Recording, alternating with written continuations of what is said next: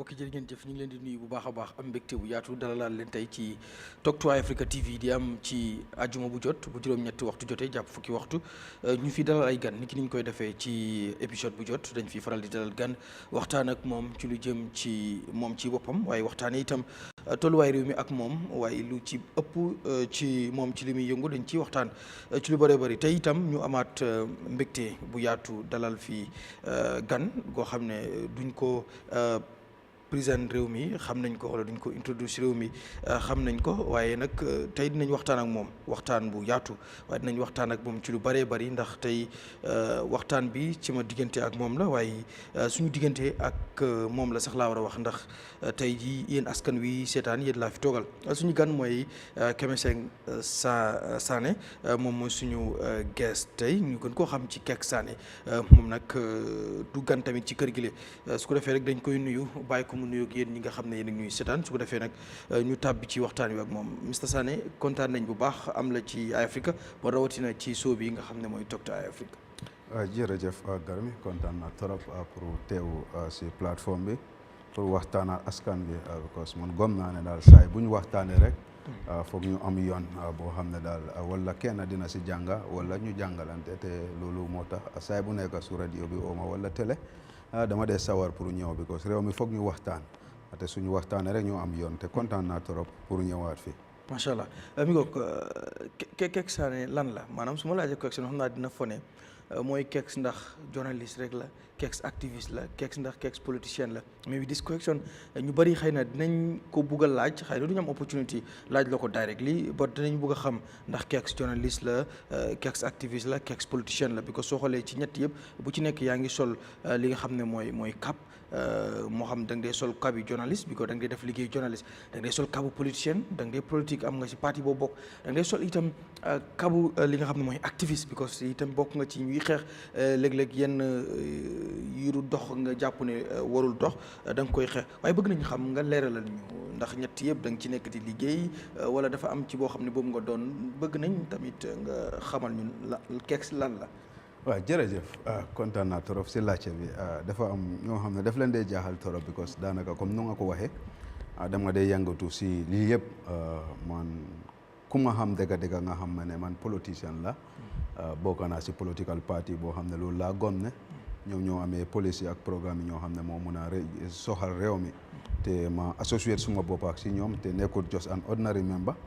dama nekk nit koo xam ne registered members la boo xam ne dafa am suma carte parti bi boo xam ne wone na ne man fii la identify emuma si loolu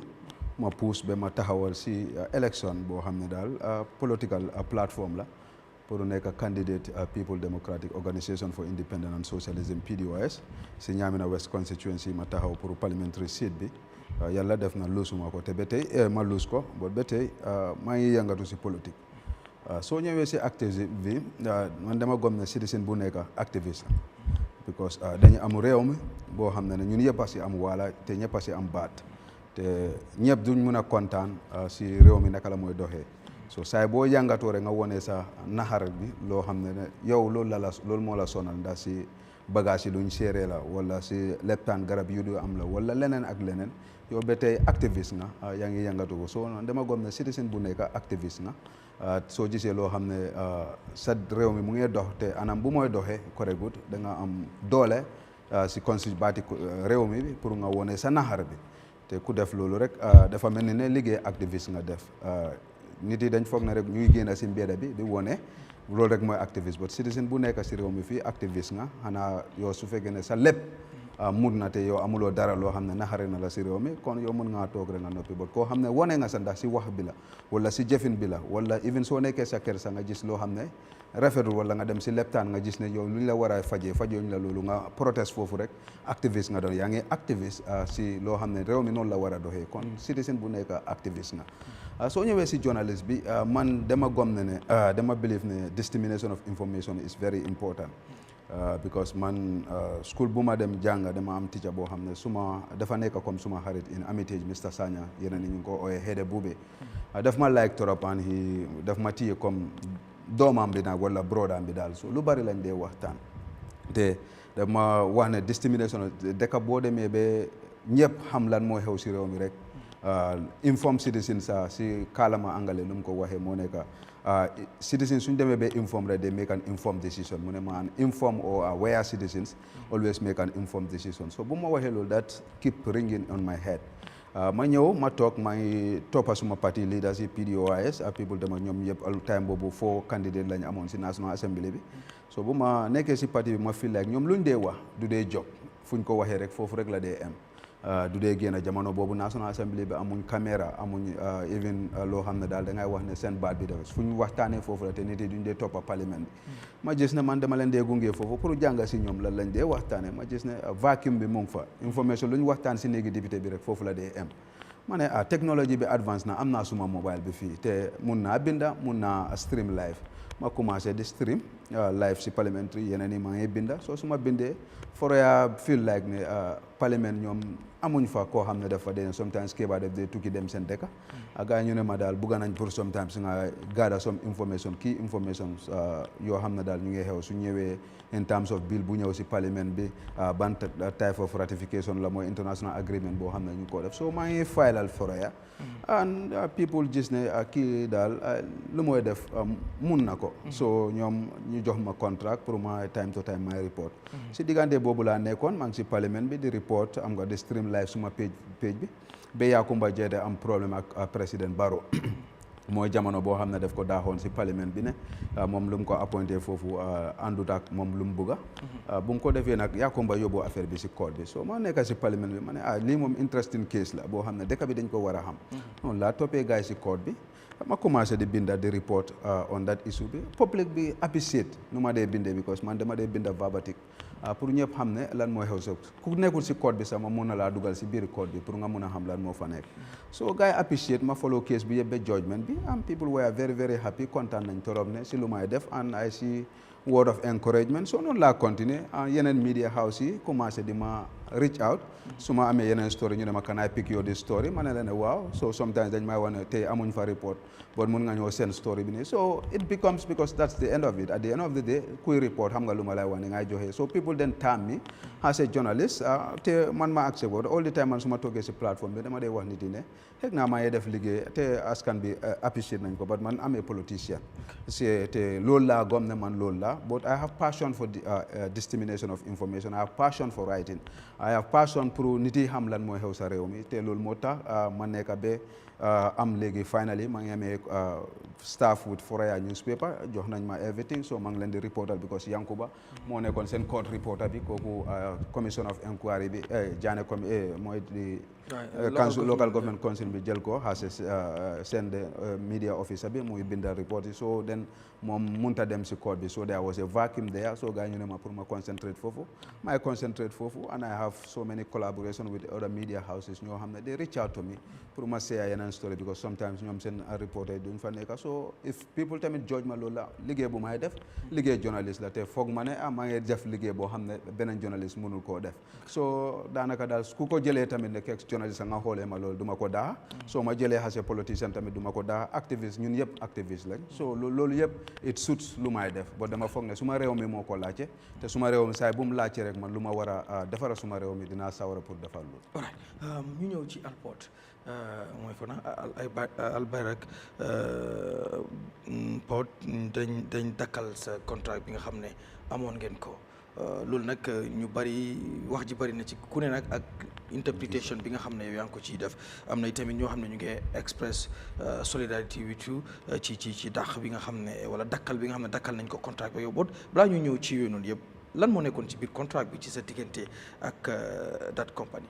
waaw jërëjëf compagnie boo xam ne la dafa ñëwoon fii man xaw ma leen musuma leen di dégg benn bés laa toog rek ma am receive call koo xam ne moom moo nekk seen communication officer bi Richard Tomi mu ne ma daal Kexx ñun ñoo jël port bi léegi si concessional period of 30 years bo dañ bëgg a am media houses ñoo xam ne dañ bëgg a pour ñu liggéey ak ñoom pour ñu mun a sell suñ agenda bi ak suñ activités yi loo xam ne ñu ngi koo def pour ñu feeñal ko si askan bi te dañ gom ne yow tamit da nga am that followership bi boo xam ne mën ngaa def liggéey bi so dañ bëgg a pour ñu reach out to yow pour ñu jéem a seet ma ne leen ok amul benn problème ñun moom dañ am plateforme te pare nañ pour ñu liggéeya koo xam ne daal pare na pour ñu liggéey si based on conditions and time bi so ma ne leen léegi fu mu nekk ni naka lañ koy defee ndax da ngeen di draft seen terms of reference naka la ñooy liggéey ngeen jox ma ko ma xool su ma ko xoolee su fekkee ne sawar naa si wala pare naa si ma nangu ko ñu ne ma non yow mun ngaa draft rek nga seen ñu proposal seen proposal boobu ñun dinañ ko seet suñ ko seetee den dinañ advice bi dañ koy yokka wala noonu lañ koy bàyyi ma ne leen baax na ma draft a proposal bi ma yónni leen ko seen managing director bi Mr Saleh mu jox ma benn email boo xam ne moom moo in charge of their contract mu ne ma seen ko si email boobu ma copy ko ma ne ko ok ma seen ko ma copy ko moom si boppam ñu review ko ba 2 days ñu ne ma daal ñoom dem nañ si document bi yëpp te kontaan nañ ci te key important things yoo xam ne ñu ngi si document bi because yeneen starting bi is preamble boo xam ne wonee na man maay kan ñaata followers laa am moo nekk si contract bi ak ban plateforme laay use pour disseminate their information bi loolu moo fa nekk den nga ñëw suma background bi den main key issues yoo xam ne ñu ngi fa moo nekk ñoom si contract bi lu ñooy d'accord moo nekk ñoom dina use Kexx news ak Kexx platform suma own Facebook ak suma YouTube bi pour ñu mun a disseminate seen information bi boo xam ne loo xam ne ñu ngi koo def rek dama fa war a teew saay bu ñu amee any event boo xam ne ma ngi amee wér bu yaram dama fa war a nekk ma expose seen activities yi seen engagement si loo xam ne ñoom tamit yokka nañ si ne suñu amee any engagement activity I should make myself available ma ne leen ok amul problème te saay bu ñu amee dara loo xam ne def nañ ko ndax biir Gambia la wala outside Gambia la ñoom suñ ma ko séenee tamit su ma ko xoolee dinaa ko mun a publish ma ne leen ne baax na amul problème so that's part of our contract te lu fa nekk moo nekk tamit confidential information yoo xam ne company bi like seen confidential it's not for public domain su ma ko amee war ma koo seeya loolu tamit is part of the clauses yoo xam ne agree nañ ko si loolu te in the term of suñuy terminate contract bi 3 months before dañu war a notify one party must notify the other party ne li laa bara by writing loolu tamit bokk na si lifin bi yeneen ni moom fay la naka la ñooy d'accord si fay bi te d'accord nañ ña $150,000 lañ may fay for 12 months but dañ koy fay in in every 3 months lañ koy fay so every 3 months they will give me $37,500 so this is so far loolu moo entail si document bi so this is how we came then bu ñu agree man ma sign ñoom ñu sign they keep their copy man tamit maa ngi amee suma copy bi ok ci loolu itam because wax nga contact bi waaye bi ñu ko daaxee yaa ngi wax ne comme government bi ñoom moo leen nekk di pressurize because of bi ñu gisee yëngatu bi nga xam ne def nga ko ci Gala moo tax ki nga xam ne mooy seen def naa mën a ji dara si waaw Salleh moo la seen message on WhatsApp but li ma bëgg a xam mooy document yi ngeen def noonu yëpp ndax ñoom dañ ci mos a wax ne la bëgguñ la gis fenn foo xam ne dafa laalee ci xëy na ci yu mel noonu wala mosuñ la ko wax xëy na bu nekkul si document bi ba tamit waxuñ la yu mel noonu déedéet comme wax naa la ko si waxtaan man maa drafoon document bi si boppam man ma seetleen ko te man xam naa ne man ban liggéey laay def te fan laa di yëngatu te loolu duma ko musa surrender for any contract wala leneen so loolu was not there lu fa nekk moo nekk kii rek man dinaa make sure that I'm always available ñoom seen liggéey bi su ñëwee te I will also use my platform to promote their activities and their engagement loolu moo nekk di yeneen yi moom just minor things like introduction ak xaalis yi loolu dara nekkut fa man prior to loolu musuta am but on the 8th of May xam nga waaw buñ génnoon mooy suñ first protest bi boo xam ne dañ doon laajte pour président bi investigate about the publication boo xam ne Republic loolu la def buñ génnoon woon ba ñu arrest after suñ arrest bi moom onama you know because dañ dee waxtaan si WhatsApp all the time because lu bari la dee bëgga pour ma def ko so mu text ma mu ne ma ne bro waaw daf ma text mu ne ma ne ëllëg pour ma ñëw si office bi ma ne ko ok amul problème so ma dem si office bi ma meet ko so mu explain ma mu ne ma daal booy gars yi ñu ngi maa call rek ma ne ko ngaan mu ne ma ne booy senior officers yi xam nga lu ma government bi they are calling me ñu ne yow you are always into political activities and you don't write anything good about the government you are always criticizing the government te ñoom ñooy suma partners yi so dañ bëgg a daal pour xam nga seet loolu because soo nekkee liggéey ak ñun yaa ngi si contract bi nii nga nekk di criticize government bi loolu dinañu affect wala dina nekk lu ñaaw si ñun ma ne la ne actually man foog ma ne bind naa dara loo xam ne man am part of am somebody koo xam ne I will praise government su fekkee def nañ lu baax parce que suñ defee lu bon tamit ma ne ko man amee person boo xam ne mun naa leen criticize because dama foog ne loolu am naa right bi ma ne ko te loolu foog ma ne dinaa ko bàyyal kenn ma ne ko ne ñoom sim boppa government bu laay oo every day they are knocking on my door they want to work with me they want to associate with me so if I am that bad they will never want to associate with me ma ne ko ne xam nga la ma ñoom ñu ngi wax ne mu ne ma yeah but you have to understand me just understand so we brush that under the carpet so waxu dara ñu continuer sa after loolu sa ñaari activités yi sa cover naa leen moo nekk dañ demoon si African Princess Hotel bi woon pour engage with stakeholders yi wax leen ne so far what they have achieved man cover naa event boobu ñu jógee foofu tamit am na 2 trailers yoo xam ne dañ ko issue woon pour the movement of containers so they wanted me to feature that dem naa foofu ma feature loolu ak some building structures yoo xam ne ñu ngi ko def so liggéey bi continue na normal so ku nekk mu ngi liggéey boppam so ba after suñ last protest bi so boobu tamit bu ma defee protest bi man maa ngi toog after 2 days of the protest ma gis suma netaal bi ñu bari gis nañ ko si internet bi ko seeyaa naa ko ma gis Mr Saleh mu seen ma loolu so bu ma sene mu ne ma is this you te am nga ma gis laajte boobu sa is funny because you know it man la loolu moo tax nga ma koy seen so bu ma waxee loolu ma ne ko yes this is me so mu ne ma ne but we have discussed about this issue ma ne ko ne yes we have discussed about this issue but we have never discussed that I should surrender my citizens right pour ndég yéen seen liggéey bi man su ma liggéey ak yéen musuma amut bés boo xam ne so mu ne ma by this notice this is informing you that ne dañ terminate sa contract bi so si binda bi so man re it sounds funny to me ma ne ko ne man tamit ma tontu ko ma ne ko ne man when I was signing contract with you signuma contract ne damay surrender suma citizenship because man I have an obligation over my nation beyond your contract seen contract bi du tax ne man suma citizenship responsibility du ma ko def but lu may def loolu constitution bi moo ma ko may te inspector general police moo ma jox permit mi mu ne ma demal nga wone sa naxari bi te génne naa ma wone suma naxari so yow what is wrong with that so ma ne ko but man tamit am equally happy pour ñu terminate contract bi su fekkee ne man du ma am baat suma réew mi so loolu lañ waxoon rek so I feel like ne that was not a normal community because suñ contract bi soo ko xoolee ne if you are to terminate a contract 3 months before that you have to notify me that is in the clause in the constitution it has to be a written document boo xam ne da nga may binda ba doo ñëw WhatsApp bi because when I'm signing contract with you dama la jox a legal document and when you have a legal document boo xam ne mel ni contract bi it becomes legal binding on all parties that are involved in those things so comme que am nañ that legal document boo xam ne moo binds us together su ñoo terminate contract bi it has to follow that process bi tamit pour ñu terminate contract bi so man boobu comme que happenut man I just feel like ne we still have a contract so ba suma 3 months bi because by end of that month bi dama waroon a dem jëli suma fay bi so I went there to receive suma fay bi so mu compté xaalis mu jox ma mu ne ma ne am sorry xam nga mu taxawal ma yàgg na sax mu ne man I like you dama la bëgg trop te bëgg naa ma liggéey ak yow te maa ngi liggéey ak media house yu bari xam nga and individuals yoo xam ne tam maa ngi liggéey almost 9 of us or more than that maa ngi liggéey but ñii duñ dee call kenn they are only calling because of you I don't know why lan nga defal ñii ma ne ko ñan la mu ne ma no I will not tell you the name but you know whom am I talking about ma ne ko ne that's left to you choose over those people but man defuma dara loo xam ne aaye na ma suma right la I don't exercise and I will continue to do that but since you choose to go out with them ma ne ko we will take it with good faith ma ne ko but you will hear from me so bu ma joxee envelope bi ma ubbi ma gis ne xam nga lu ma lay weer boobu 3 months boobu rek la ma fay ma ne ko ne you have to pay me the entire contract bi if you are to end the contract because that's what is there so mu ne man non ma ne ko okay you will hear from my lawyer man loolu laa jël because bëgguma wax mu xëccoo foofu and I'm inside their premises ma bàyyi ko mu dem so man noonu lañ may informé daal suma contract bi terminate na léegi comme ni nga ko waxee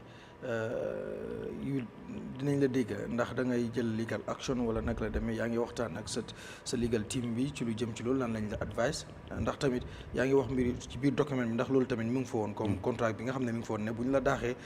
te fekk ji sa kii bi jeexagu dañ la war a fay di entire li nga xam ne mooy contract bi ngeen nangutoo yeah definitely maa ngi force xam nga you force right to them nga officially inform leen ne man verbal termination boo leen ma jox xam nga it's not channeled si right channel bi because dañ am a legal document so may terminate danga ma war a terminate based on legal grounds so loolu dama bëgg pour ñu binda ma reasons because loolu moo may téye man tamit pour su may dem si court bi so dama leen binda danaa leen write to them already wax naa suma lawyer bi and I give him all the documents yoo xam ne even the contract agreement bi yëpp jox naa ko so because of vacation bi mu ngi amee am nga mënuñoo identify ñan ñoo nekkoon vacational judges but loolu moom identify na jamono bi ni so moom he will first write to them pour ñu make sure ne ñu wax leen ne first they should write to me su fekkee dañoo terminate suma contract bi they must write a termination letter and show the reasons why ñoom dañ may daaxa yaaxa and ba pare dinañ leen wax ne tamit su fekkee you are going with that after all the reason you must also pay me the entire service boo xam ne loolu la am ak ñoom so ma jox leen 7 working days ñoom to respond su ma leen déggul after 7 days then man inshallah dinaa dem si court bi loolu moom pare naa ko loolu moom du ma ko bàyyee noonu I must show them that man si dëkk bi laa nekk te am naa loos yoo xam ne nekkuñ fii doo mën a ñëw rek nga foog ne Gambia moom dëkk boo xam ne lu nekkat loolu nga mën a def I will follow the legal channel inshallah. Right ci biir wax bi xam nga yaa ngi wax ne moom dafa am ñu ko nekk di call ñoo xam ne comme nee na moom mu ngi liggéey ki different media houses wala different individuals yoo xam ne mi ngi am ak ñoom contract but always am na ñu koy call ci yow rek lañ nekk laaj nga ko mu wax laaj kon lu tax yow rek nga jàpp ne government bi la maanaam comme moom he was not direct ne la kii la wax la waaw non moom wax na moom ne ma government officer si moom moo bañ a wax because he didn't want to mention the name because xëy naa dafa foog ne man I will go and attack those individuals because he knows me man when su ñëwee liggéey léegi but am na yoo xam ne sax even si biir liggéey bi su ma ko bëggee def dama koy wane I make my position so I'm not just an ordinary person koo xam ne will accept everything so xam na I would have confront so he refused not to tell me ne kan la but wax na ma because wax na ma man maa ngi liggéey ak nguur te foog ma nekk on the side of the nguur so loo xam ne daal dina ma yaaxa xam nga loolu so automatically it tells me xam nga fan la information bi fan la doon jógee but man at the end of the day it's not important ñoom ñoo xamuñ ne lu ñooy def rek xam nga lu ma lay wax ni but at the end of the day I'm even helping them because ku lay fightal to end corruption in this country kooku sa nguur gi la nekk di jàppale because at the end of the day sa nguur bi su nekkee a corrupt free government bi loolu it will give a good image on the international stage but look at the name of the Gambia in terms of corruption so xoolee the index of Gambia in terms of corruption and corrupt practice because we don't have the institution yoo xam ne they should hold government accountable have failed in their responsibility because su dul loolu Gala should not have been in the street su fekkee ne institutions that are meant to hold government accountable are doing what is expected of them but they fail in their responsibility that's why citizens take it upon themselves to go into the street and ask for accountability and transparency so nit yi su ñoo def loolu yow lañ doon dimbale because you already set an institution bu war a def loolu so those institutions you are giving them money every year they are in our budgets you provide them budget but they are not doing the job so man dama expect ne government should have even empower us xam nga loolu wane ne ok ñun tamit transparent government xëy naa yeneen information yu ñu dee am du dee aga suñ table bi comme ngeen bring it up and we will pick it from there suñ bindee petition they take it seriously loolu mooy help to move these governments but if you want to fight those type of people nga foog ne soo leen jëlee contract from those people then those people will subdue to your demand we are not those type of people man I have been surviving I never thought that there will be a company called Alport and I have been here almost now 40 years so I have survived up to this stage man suma munta survive in my country then I'm not fit to leave this country man that's what I believe if I cannot maneuver myself and survive in this country then I cannot move so yaakaaruma on Alport so ñoom they told that ñoom suñ defee loolu would have frustrated me I'm not those type of su ko loolu jamono boobu ñoom how many offers man government si boobam I sat with them on several occasions on several offers and I refused because man I believe in a principle coalition government bi kan moo ma si gën a liggéey foofu I have worked for this government so I would have gone there ñoo xam ne dañ noppi rek ñu dem foofu ñu jox la protocol office and you start enjoying ngay dawal moto bi si dëkk bi but I have a principle and there is something why I joined the coalition and buñ deviated from that agenda rek man I know that with my integrity and with my consent I cannot go with these people and I keep my cool I went back to the political party that I associated myself with and up to today but su ma buggee tey sa elect sama nekk si nguur gi but that's not what I want a government boo xam ne will be a government of the people not a government for few individuals and that's what the government we have up to now and this is why I could not subscribe myself to those people so ñoom luñ def ni di leexa contract bi it even motivated me it even inspired me but I hate injustice loolu moo tax am challenging it pour élection biir suñ koy defal keneen ñu xam ne la loolu duñ ko mën a jox rek ba su dul loolu seen xaalis la sa am not interested but I wanted to fight injustice pour ñu xam ne warta continuer si dëkk bi ndax xamoon nga compagnie bi laata mu ñëw Gambia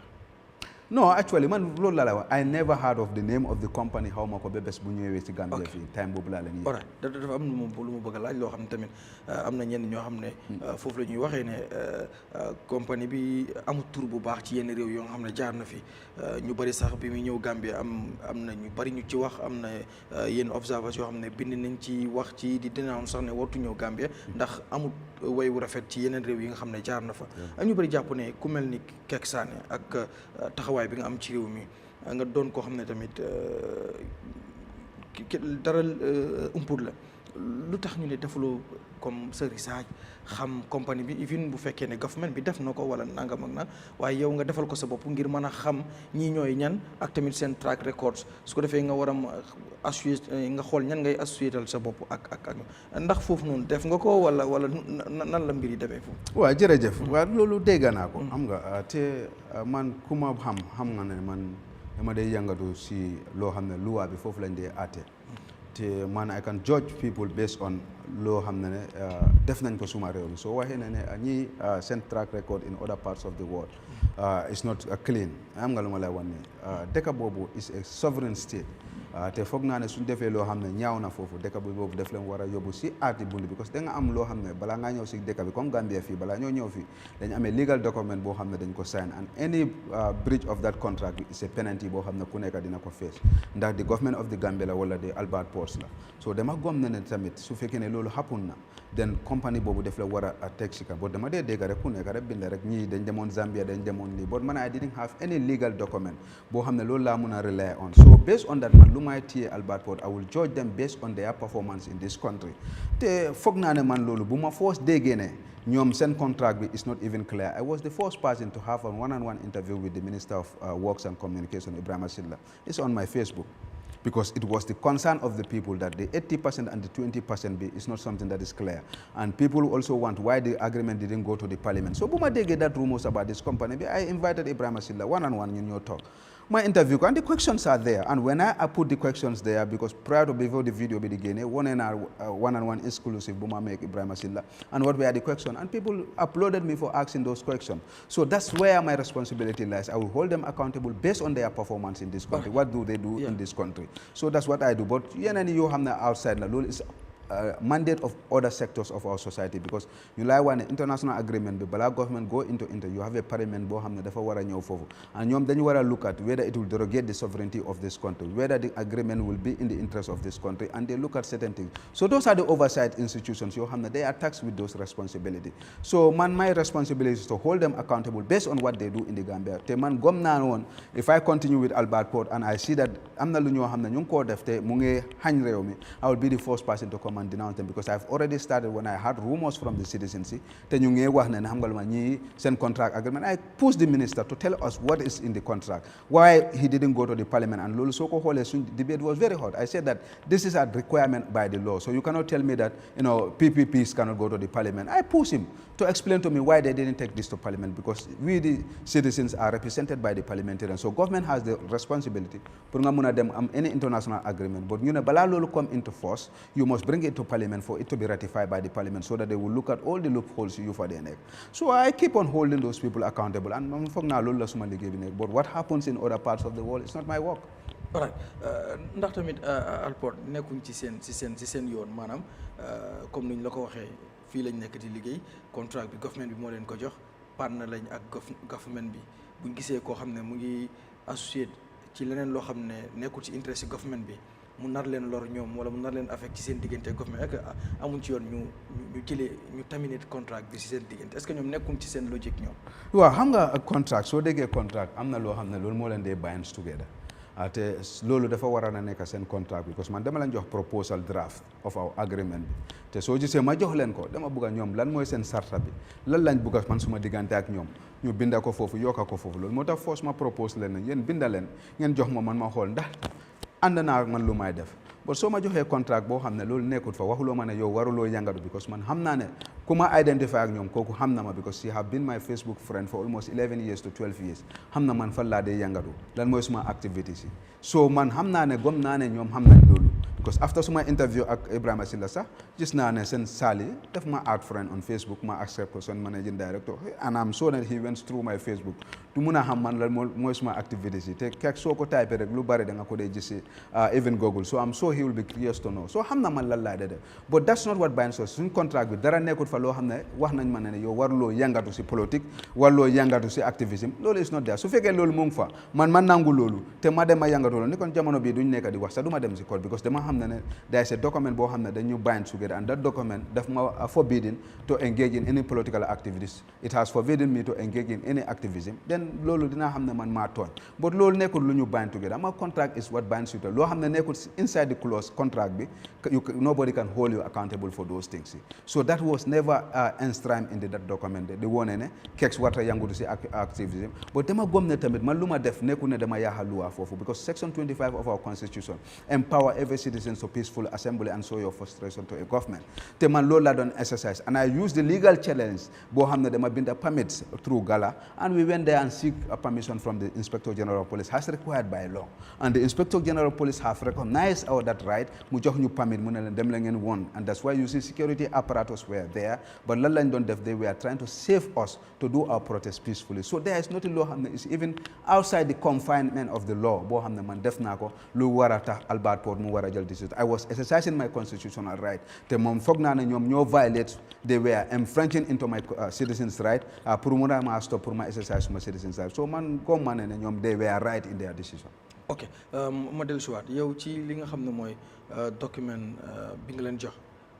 wax nga leen ci li nga doon waxuma rek comme ci maanaam politicien nga nii la ca maanaam yow yëpp bindaloon nga leen ko pour ñoom ñu xam waxuma ñoom ñu xool si sa Facebook wala sa am nga xarit foofu boo xam ne xam na loolu yàgg xam na sa waaye ndax yow ci bi nga leen di introduce sa bopp wax leen ni ki nga doon ak yooyu noonu boole nga ci ne politicien nga opposition nga nangam pour yooyu noonu ndax yow boole woon nga ko foofu. non dëgg kay binduma loolu because man ñoom dañ ma sooloon contract so I give them a brief history of lan laa dee def how many followers laa am suma platform bi how expand it is so loolu lañ sooloon rek that's what details yi loolu rek laa leen jox then we go into the contract details yi that what will bind us together and what will be the payment plan and how the payment will be done lii rek moo nekkoon si document and you have a clause boo xam ne ñoom dinañ sign man dinaa sign that's the only thing loo xam ne man di waxuma leen ne activiste lañ waxuma because that's foog ma ne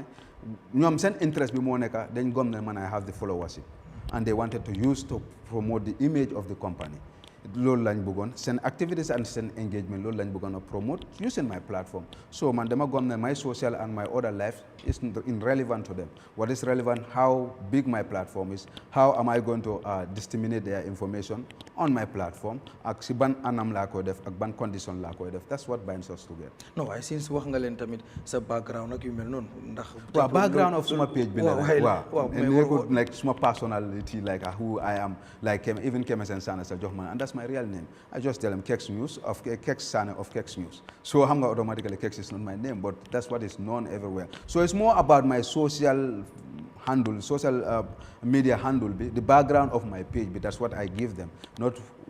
my personal then I would have gone into my educational background for la joge bandekala but that's lolu hegna suma apply to their company in terms of I am seeking for appointment or la yeneni then I can give them my education my person who I am what I engage wala my contest on the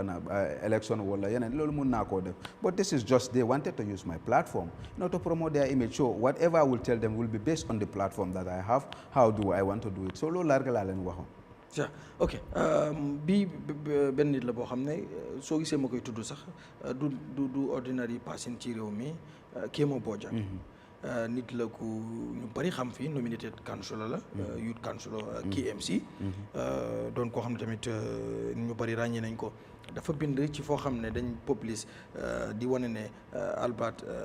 dañ terminate sa contract bi waaye moom dafa joxe opinion am foofu xam le ne Alport ñu ngi ci seen yoon koo gis am na yoonam ndax interest am la moo sàmm waaye ci biir loolu wax na itam nag yow ci sa bopp waroon ngaa def sa investigation waruloo assurer sa bopp ñoo xam ne comme exemple deru Alport dañ yàqu ci yeneen réew yu bëree bëri moom loolu la wax am na ñeneen ñu tamit ñu jàpp ne li Kémo Bojang wax loolu lu jaadu la noonu waruloo woon sax jéem a assurer sa bopp ak ñooñu for the first place waaw am nga nit moom opinion is just an opinion te you respect opinion gis naa ko bindaam bi te man tamit tontu naa ko wone ko ne moom error in his analysis lu mooy wax noonu amul loo xam ne dafa am because number one man nekkul suma responsibility comme nu ma la ko waxee pour ma def a background check boo xam ne I cannot hold them accountable loo xam ne they are not legally sanctioned boo xam ne mun naa rely on it's just na nit yi ñoo wax ne dëkk bi lii lañ def I have not laid my hand on any legal document boo xam ne yóbbu nañ court and they are sanctioned for mismanagement of public fund wala dañ dem si dëkk boo xam ne they enslave them wala yeneen yenn yoo xam man gisuma loolu so I can only hold those people based on accountability but moom lu mooy jox analysis yi su fekkee ne loolu la ñii dañ leen tuumal te kenn warta liggéey moom kon Kémo Bojang si boppam warta liggéey bi KMC because presently KMC is alleged of so many mismanagement of public funds from the National Audit Office to other institutions leen man su ma nekkee moom lu mooy wax su fekkee loolu la gom he should have resigned mu wait until that is established but you don't rely on those things ni kon moom warta liggéey si KMC because we have seen so many allegations from audit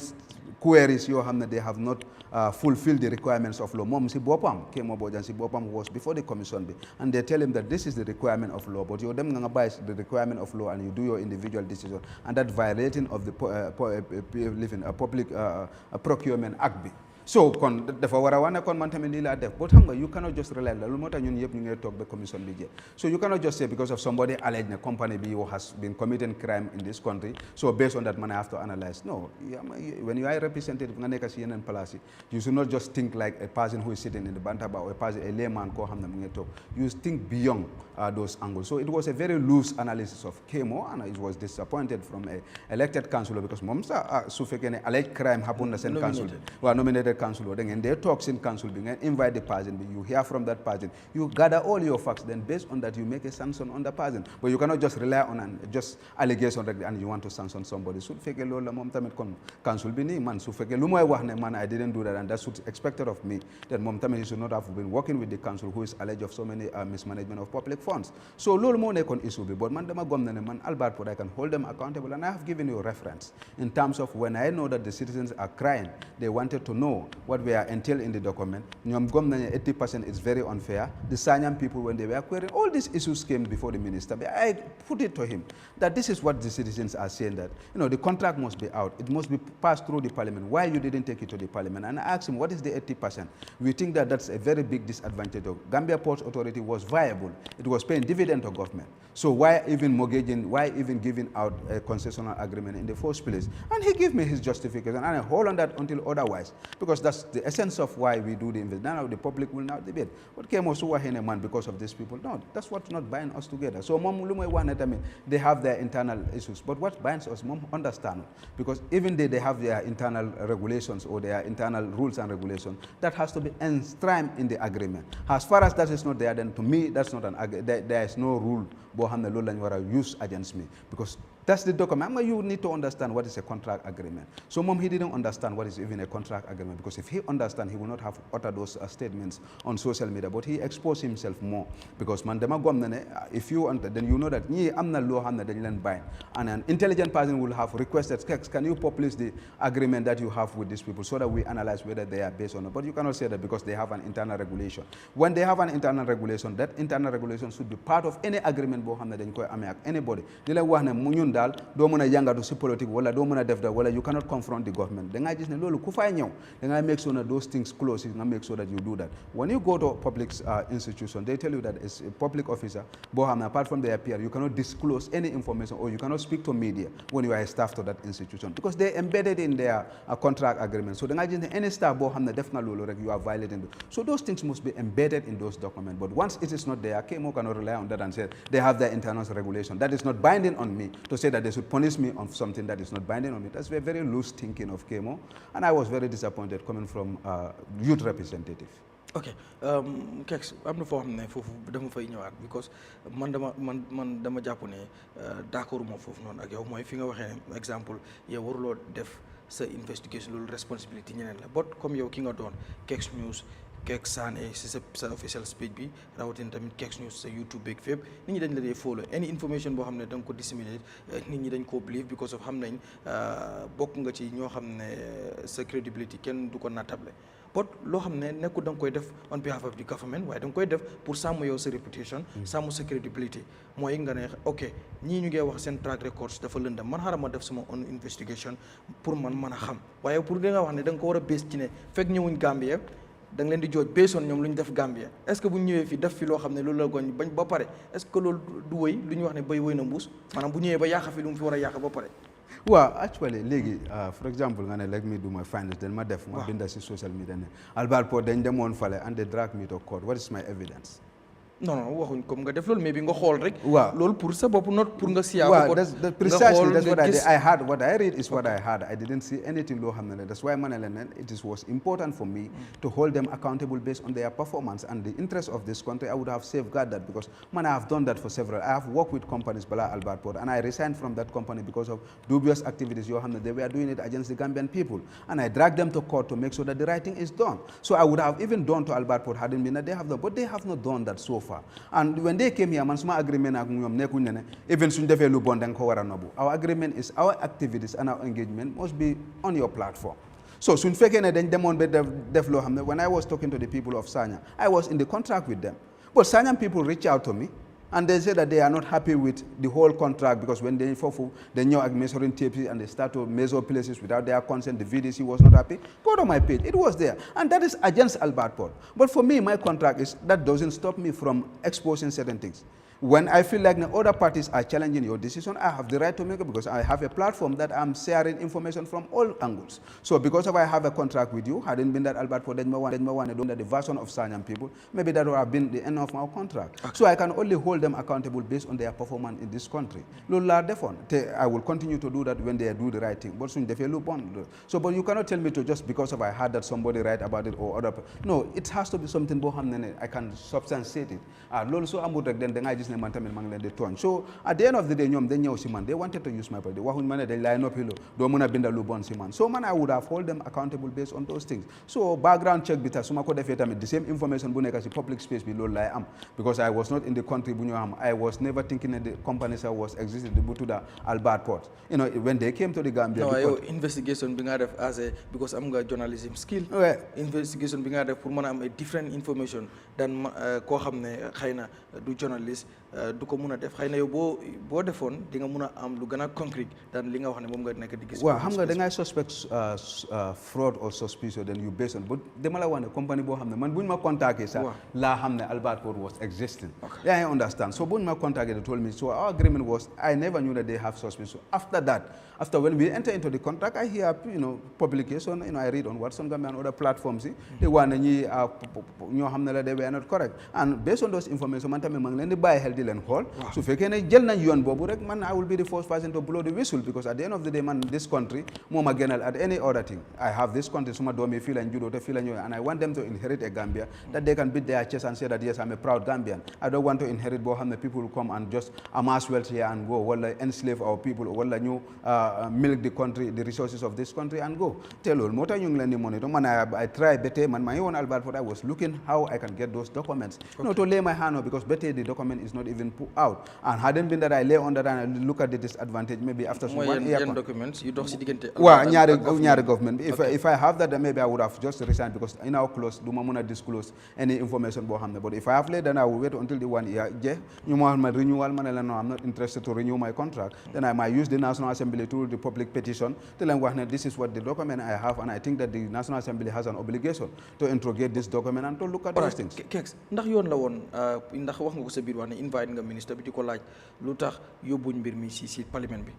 seen agreement bi damutoon ci parlement bi. non ok yow jàpp nga xam nga ne loolu du yoon. waaw ok yow jàpp nga government bi def na lu dul yoon liggéey ak Alport ci lu dul yoon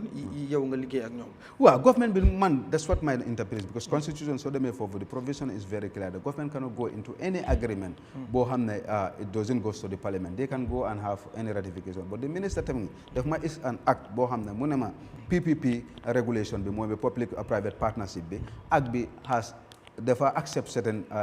living bi pour nga dem foofu and it doesn't require the parliament ratification and just last week when he was at West Coast I still pushed this question because I want to have a clarity that the act supersede these things wala lala because sometimes the act is a parent constitution is the parent document but sometimes it creates room because constitution do mun a embedded every laws in our living so dañ ko luñ dee def moo nekk dañ la dee just jox a preamble ñu ne la ne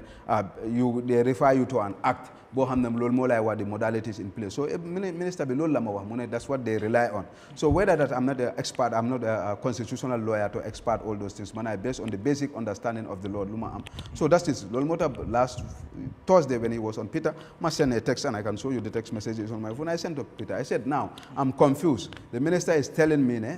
this document doesn't require it to go to the parliament. But last week I see parliamentarians ñoo xam ne dañ leen jëloon fii ñu yóbbu leen Turkey ñu ne dañoo dem what we call an oversight function over Alport Port. So su fekkee ne parliament it doesn't require parliament look like léegi ñu ngay jël parliamentarian fii pour ñu war a dem oversight of the Alport Port agreement bi kon that is contradicting. So I wanted to have a answer from the minister but mu ne mu ngi yàkkamti woon cabinet meeting la amoon su leede ma dégg mu ngi wax Peter loolu so mu ne he will rushing so munta and we will follow up to ask those questions when press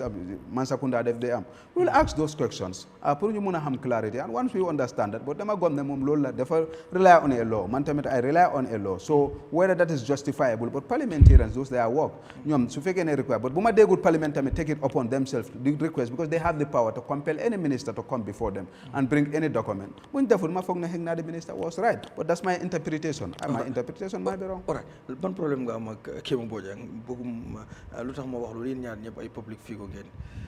ku ci nekk mu ngi bind Facebook fii Facebook fële ndax yéen ñaar waru leen weesu fi ngeen di bindante ci ay Facebook kii bind kii tontu moromam mu mel ni ay wax di dugg seen diggante ci yoo xam ne xëy na amulul solo trop askan wi. jërëjëf comme gar mi noo ko waxee rek man ku ma xam war nga maa xam ne man am the most acceptable easy going person who I am very down to earth with any other person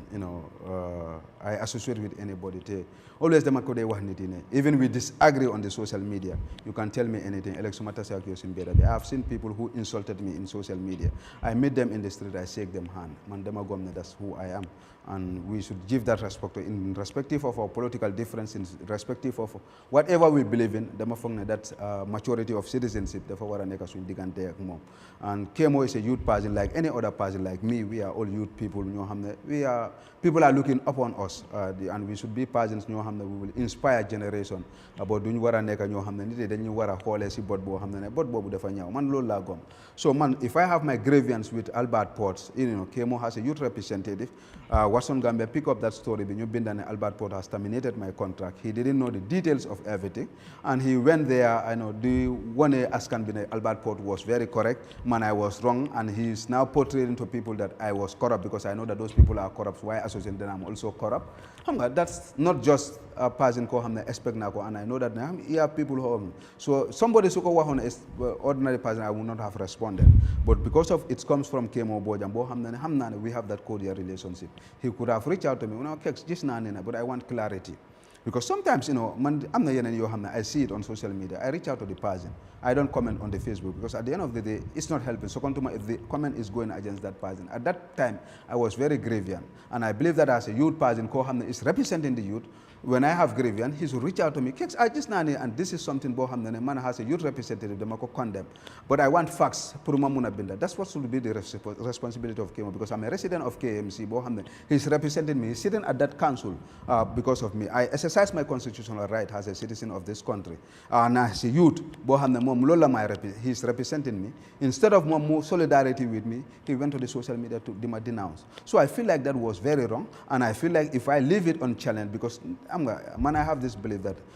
unchallenged allegations yoo xam ne sometimes su yàggee di continue people then perceive them as the truth so I feel like it's important pour ma direct ko ma wax ko lan laa war a wax so and I directed and you could see there is absolutely nothing boo xam ne until when bu ma waxee corrupt I saw him that man ko tamit I could have called you accountable of your activities when you appear before the commission but apart from that I explained to him that man what was the agreement between me and Alport Port until that paragraph bi laa ko waxee so ma woon I was not expecting that this was disappointed and I see that mu dem si social media going into my personality and I feel like I should respond him again te wax naa ko man because tey laa ko gis man he blocked me so I don't see his message tey laa don't talk rek somebody send me a screenshot mu ne ma I know xam naa ne gisuloo because I didn't see it when I see it by then I was coming here ma binda because xam naa ne maa ngi ñëw si platform bi ma ne expect my response I have seen it and I will definitely respond to that because I cannot leave those things unchallenged we must set the record straight but when it comes to personality and integrity man I think if I doesn't have that, there are people, high-profile people that will call me into their house. We discuss about national issues. By age-wise, they are elderly than me, but they know my contribution in the country. They know what I can offer to this country. They know who I am. If not, wall is a circle. Everybody is seen. If I don't have that integrity, those people are well-respected people in this country. They will not have associated with me. Even just today, before I come in here, I was sitting with a high-profile people. We were discussing issues of the nation. Man, that's what I have, and that's my everyday dream to see a Gambia that all of us can be proud of. And any youth, irrespective of your party affiliation, if you reach out to me, together to make sure that we salvage this country, I'm happy to work with you. Nanga neka fanel, man, I don't see your party, I see you as a Gambian, and we are a building block, and together we can build a nation that all of us can be proud. But one block, be sufa neko tek nek be defy dano. So man, I see everybody has a building block of this country. So I will not have isolated anybody. I work with people. Then you insult. Next minute I once even approached somebody. Because I know that you have recognized him. No,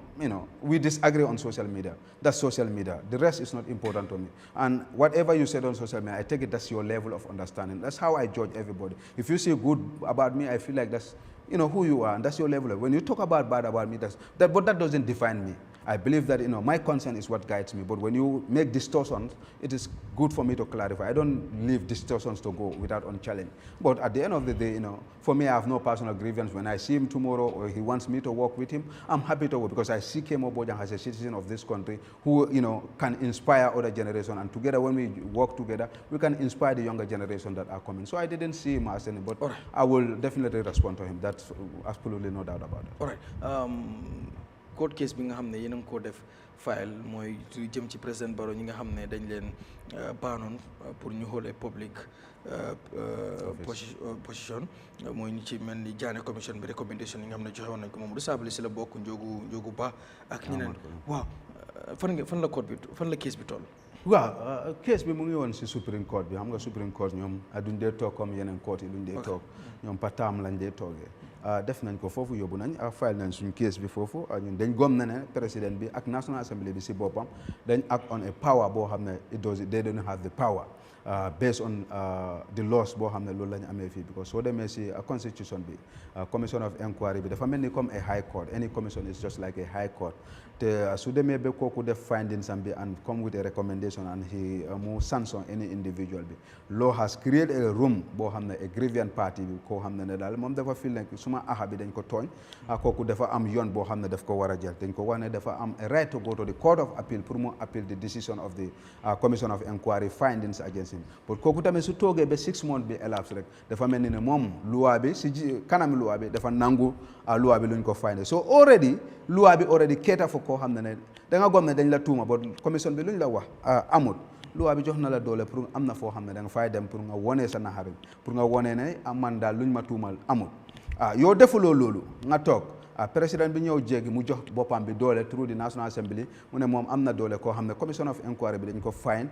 for mismanagement of public fund for corruption and any other activities boo xam ne commission bi loolu lañ yow nga jël sa tànka bi nga ne dangay dem nga pardon kooku nga isi ko back to the system bi loolu is telling you that what was the essence of establishing that commission of inquiry and that commission of inquiry was actually commission of inquiry that was paid by the taxpayers' money to establish, to know how our resources were managed, who were entrusted with our resources, how they were managing our resources. As so luwa bi demee wone na ñi moom daanaka yaaxa buñ def si réew mi ñi waruñoo liggéeyawaat si réew mi nii loolu recommendation boo xam ne su kooku dissatisfied with that kooku dafa war a na dem but if you want to continue that président bi kon dafa mel ni ne Jammeh commission TRRC bi tamit mun na ñoo pare seen inquiry bi président bi jéegi-jéegi rek mu ne waa ñu rey sax baalal naa ne because of a political interest because ñoo xam ne def leen issue waat foofu because du ñoom rek lañ baan but he selected few individuals ñoo xam ne dafa believe ne these people have political capital and so it's not about the interest of this country it was about the interest of his political party that they have a political power that if I bring these people I can have at least more support so ñun ate loolu moo tax mu lift the ban from Mamadou Sabally Njoguba so xamee Njoguba you know during Yahya Jammeh who is him te am na influence around Jokadu and nga xool Sabally he have influence with the young people because he have an academy boo xam ne so it was not based on the national interest so ñun as a citizen ñun yëpp we all have a right Gambia rek most of the time I see people are not challenging government but we have so many law boo xam ne def ñu ko create where we can go through mandamus application before the court to challenge the government decision we cannot just only sit down and fold our hands we are the owners of the country loolu moo tax soo demee si chapter 1 of the constitution it tells you that the citizens are the owners of the country and we are the first auditors before you talk about any other auditor so we should audit our government to know their performance so ñun we are concerned and we pick up the matter yoo xam ne ni daal président bi has acted on powers boo xam ne is not vested to him and the National Assembly has given him a power boo xam ne is not vested to him ñu yóbbu ko si Supreme Court for Supreme Court to interfere ñu wax ñu lan moo xew so loolu moo fa nekka so we had for file because Supreme Court you deal with filing it's not argument bi du dee bari foofu da ngaa ñëw rek nga move sa because you put everything in documentation lu tax nga isi case bi lu tax nga bañ state bi tamit has to respond so respond then you go into reply on point of law from point of law bi then nga in adaptation of your brief sini so stage boobu lañ so but next time bi su ñëwee we are expecting a judgment si Supreme Court toogee dinañu aate because already we have done all those ñun file nañu state bi reply nañu ñun tamit tonto nañ waaye so léegi fu mu nekk ni adopt nañ suñ brief si suñ council bi taxaw na so léegi lu si des rek Supreme Court léegi analyse xool ñoom 4-man panel la ñu xool ndax lu ñu wax loolu mooy loi bi ndax président bi am na doole suñ ko aate ñu xam ne ñun as citizen we have done our but dañ foog ne it is wrong ba a commission boo xam ne is established and recognized by law mu establish mu def liggéey bu rafet boo xam ne mu ngi ni mu ban people mu ne leen duñ mën a ndig yaaku boo xam ne dañ ko def ci réew mi benn nit rek jóg rek mu ne man mun naa leen baalal and it's not based on the national interest it's not based on anything but it's just based on because you want a political capital dañ gom ne loolu correct wut Jat Jammeh commission bi nga xam ne moo baan Mamadou Sabally baan Njogu Ba baan ñeneen ñi nga xam ne baan na leen président bi am ñu nga xam ne baalal na leen Jat Jammeh commission mooy commission bi nga xam ne suma jumut first time ci history Gambia ñu set up a committee pour investigate liggéeyu commission ndax Jat Jammeh commission bu baan ñii ndax bu déemu doon tey yéen di ngeen fayal li ngeen fayal nii because of Jammeh commission mu ngi toog ni ñu ngi investigate liggéeyam te gis nga di révélation xam naa dinañ ci ñëw ñëpp a ngi koy gis ku gis testimony yi nga xam ne witness ñu ngi ko jox ñu ngeen téye seen loxo yi soo ndax Jammeh commission boobu léegi mat naa gëm ak recommendation yi ñu joxe noonu yëpp waaw am nga loolu mun nañ ko people can analyse and scrutinize but am nga loi bi moom lu mu wax rek loolu la ñu until otherwise loi bi moom wax na ne because dañ sukkandiku si loi ñu ñëw si parliament bi ne it was need pour ñu establish what we call a commission of inquiry boo xam ne will look at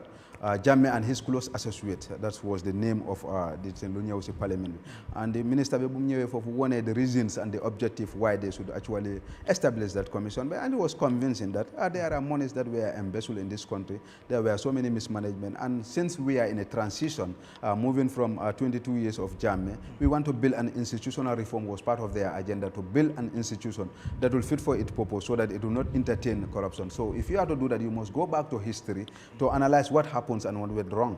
So definitely what went wrong, then you establish those things, then you will be able to analyze so that when you are making policies, you will make policies based on those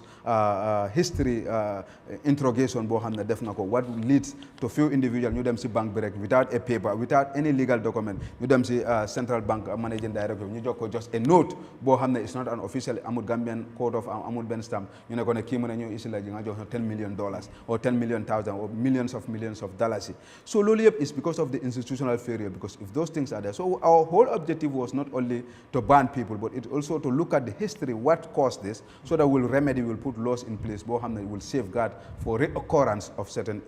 situations. So that was the whole objective. So Jammeh Commission did that, and until it is set aside, it's still legally binding. That's what law recognizes. Jammeh Commission is legal binding, send recommendation, until it is set aside by another competent jurisdiction. Then it's all annual. Then at that time, but as far as adopt government be correct and adopt it, and white paper was released on that effect, then now it becomes a legal document and it's binding on any other person until otherwise. So as far as better setting ko aside, but another investigation on the Jammeh Commission is another discussion. But we can go into those things. But better Jammeh Commission is legally recognized until set aside. Alright, legi ma ñew ci Gala. Gala yene ngi wajal to.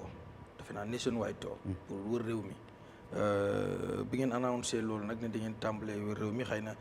date bi annoncé leen ko yet waaye yéen a ngi ci préparation yi ak liggéey bi pour mën a wër réew mi lu tax ngeen bëgg a wër réew mi. waaw comme noo ko amee réew mi ñun yëpp a ko moom te Gala buñ ko sampoon it was an incident bu ñëwoon ñu gis na citizens have to take ownership of their country and ñun yëpp we are so passionate about our country xale ndaw yoo xam ne dañ bugg a seen réew mi ba abadan loolu moo tax when I see people are criticizing them dama dee ree I know I have engaged with these young people, the passion they have for this country, the love they have for this country. I could see them in them. When we were in the cell, I could see them, they were ready to sacrifice for this country, to be in that custody, detention, just because of the love for this country. So then just for citizens job, because institutions are failing in their responsibility in job. So from that moment, we now want to move Gala from a moment to a movement. boo xam ne dina nekk fii te xëy na ñun duñ nekk fii because ñun tamit we are aging we are into other activities yi xam nga yeneen yi ñoo xam ne xëy na next time they will be into other things yeneen yi they are in academia xëy na ñu yóbbu leen fale but we want to Gambian yi ñu jël Gala sax seen boss mu nekkaan pressure group boo xam ne dina nekk fii du pressure government to do the right thing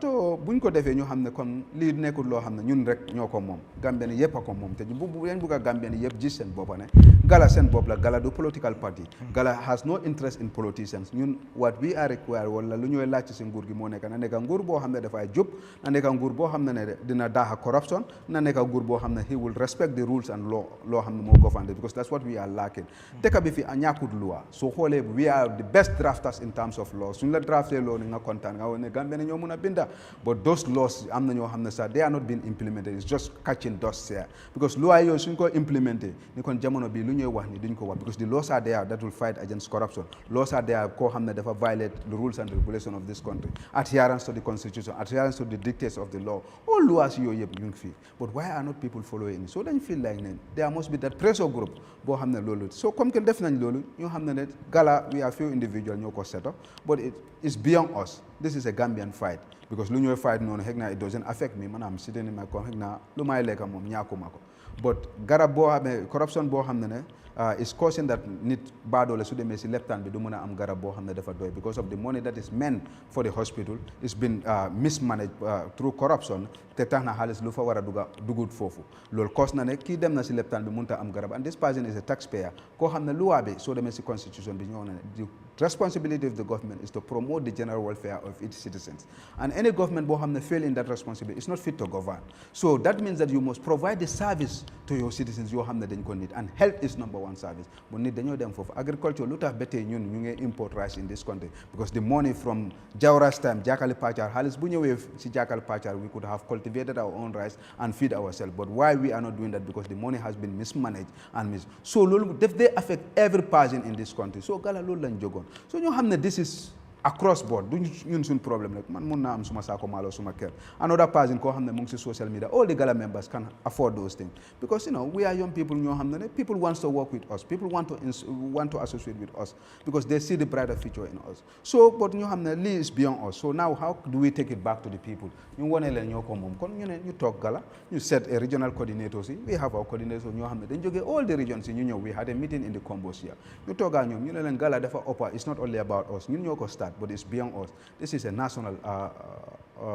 movement. And based on national movement, ñun mënuñoo toog combo fi ñu decide on you people. So léegi we want every region mu am somebody koo xam ne will sit in the central committee bi. Koo xam ne loolu ñu waxtaanee foofu you go and filter it down to the people in the province up to the last place in Nyamina Piñay. So that's how we are able to do this. So bu ñu amee regional coordinator ñu ne comme que loolu am na ba jéema bi si boppam dafa war a jóg léegi comme que regional coordinator tamit dem nañ from village to ward from ward to every district ñu wax Gala foofu tour yi ñu wax ba léegi mun nañoo jóg ñu dem ñu toog waxtaan ak ñoom lu tax because ñu bari dañ am misconcept of Gala ñu wax leen lan mooy suñu tànka lu tax ñu jóg ñoom tamit ñu déggul leen ban idea la ñooy am then from there we'll have a national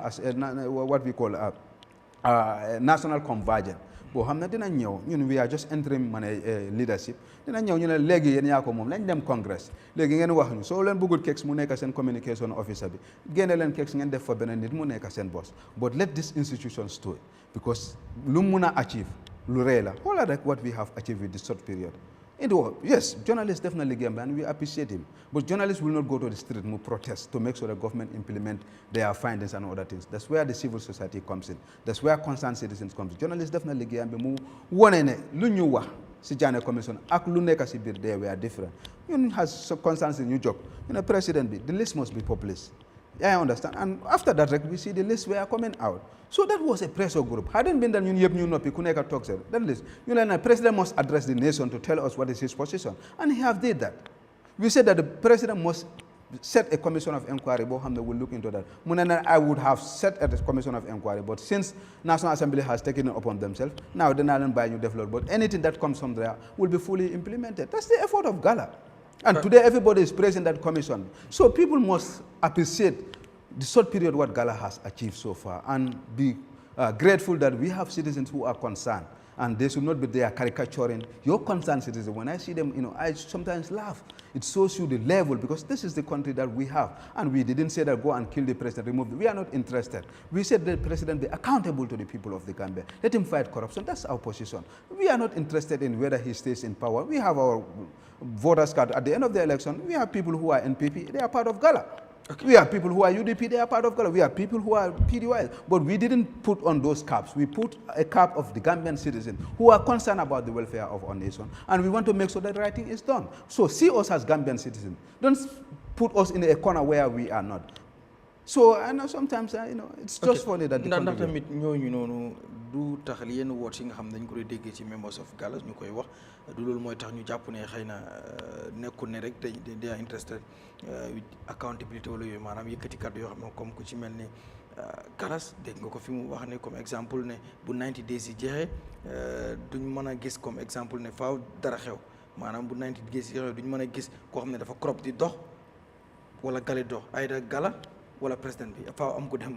dem kaso ndax yenn woot yooyu noonu tamit wala tamit protest comme ni ñu ko doon waxee Ahmed Jita sa bindoon na ko di wax ne comme di wax ne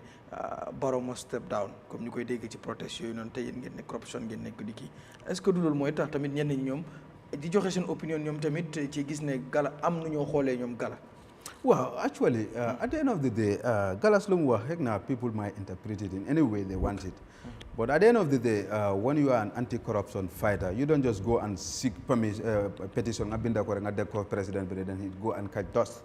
You do that for a purpose. And the purpose is to make sure that what you are fighting, look correct, te defa wara achieve. And kuko wara def mo nekk the number one person ko xamne moy president bi moko wara def. So if the president refuse after it is established that there is corruption, mismanagement in public, for people were identified, and investigation was done, policy def everything, you found those people are wanting, and President be talk mu def lolo, then what should be your next step as a citizen? You make sure that those people, the law is applied on them, then you protest against the president, because that means that he's condoning corruption in this country. So galas wahe lolo, people the way they interpret it. But at the end of the day, man, that will be my position. Like, for example, our 90 days elapsed, we didn't see anything from the president, and now commission be generated fee, and he has shown that there are people that they were identified as mismanagement of public funds of millions of dollars. President Mumu talk and just wrap that paper and them Sanneh ko si dustbin.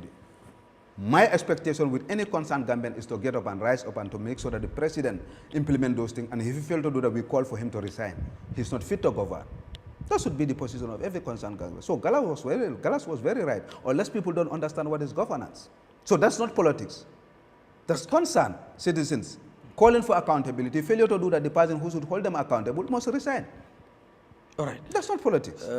Gala dafa jox petition Galga Gambia Local Government Association. ngeen jox leen petition bi am na lu leen ci bind. ñoom tontu nañ gis nañ ko ci newspaper ci génne nañ ko tontu bi mooy ñoom jamono ji li ngeen sàkku ci foofu ñoom amuñ doole pour def ci dara ndax mbir yi mu ngi ci nuñ ko waxee sa Local Government Commission of Inquiry. ak Gala ñu fa nekk ñëpp ku ci mel ni Kexx rek doyoon na ñu wax ndax yéen tamit waruloo ne xam ne lu nekk ci yoon kenn mënuñ ko see def dara recommendation génnagul dara génnagul mais bi ñu ngi investigate pare good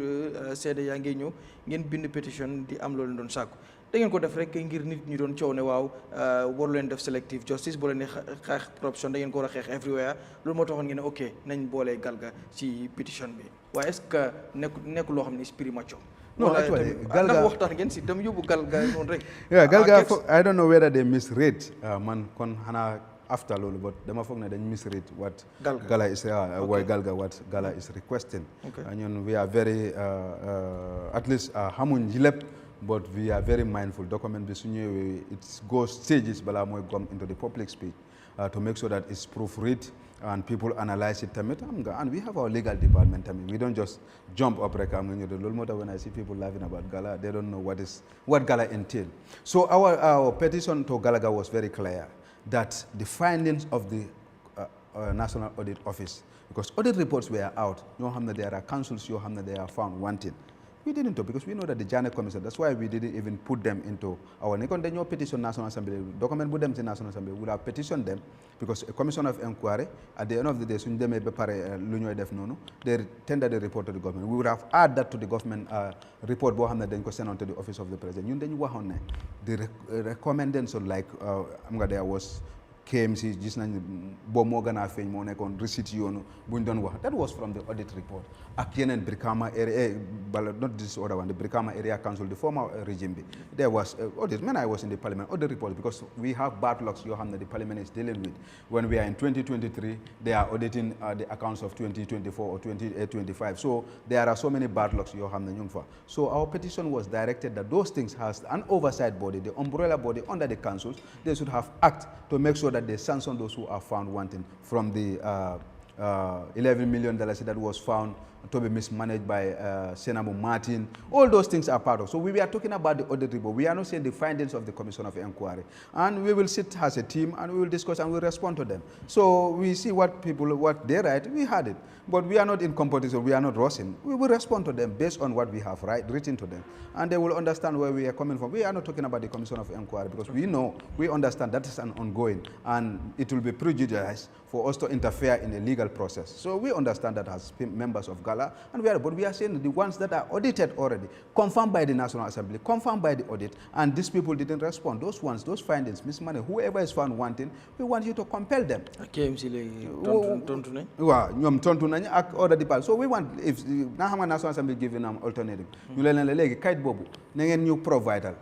based on this. So to figure that you provide, then we are fine. We are not, it's not a witch hunt. And Gambians most, but fee, so why is you hold somebody accountable? How can you hate your own citizen? Man, I have no hate for any citizen in this country.